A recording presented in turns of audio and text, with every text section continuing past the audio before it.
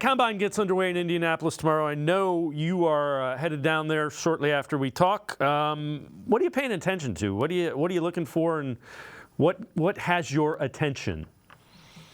You have these parallel tracks. You have the Browns and free agency, and then you have draft, right? So, it's updates on Deshaun Watson and Nick Chubb's rehabs. It's do any contracts get done, restructured so the Browns can create space? Does a deal get done? Like they could re-sign Zadarius Smith at any time. Like we just talked about, I don't expect that to happen. But could there be a deal with a Taki or you name it, even a lower, guy we're not thinking of, backup lineman, whoever it is? Does any kind of that deal get done? Kevin Stefanski, I'm interested to hear him talk about the staff, right? He gave that introduction to Ken Dorsey, but didn't really get into the moves and the reason behind all the moves. I don't know how much he'll open up about it, but I think we have to ask him.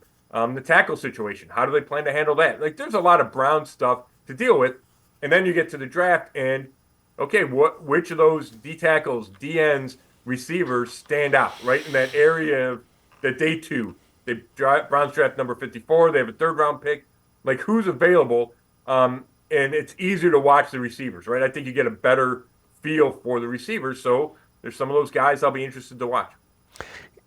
What areas do you think they need to infuse young talent on this roster? Obviously, that's kind of how they view the draft. Andrew Berry has shown he doesn't really view it as a plug-and-play type of thing necessarily.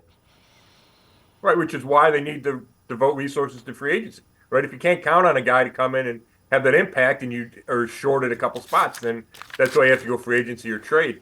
I think receiver. I know they have David Bell, who's only is coming into his third year. Cedric Tillman in his second year. But that feels like a spot you can always get younger, especially because the receiver classes are so good these days, right? And there's a million reasons for that. But it feels like the fifth or sixth year in a row where everybody raves about the depth of the receiver class. It seems smart just to take advantage of that and find one of them, right? At least one guy, and add him to the mix. And then, offensive line, like, they feel set. We talked about 3 tackles for 2 spots. They got Ethan Posick and both guards back. But they probably need to get younger in the interior, the backup interior, right? Joe Bitonio's not going to play forever. Wyatt Teller's not going to play forever. Posick's deal doesn't last, right? And Nick Harris is a free agent to be. Michael Dunn's a free agent to be. And those are the top backups in the interior. So I could certainly see them spending a pick or two on an interior offensive lineman.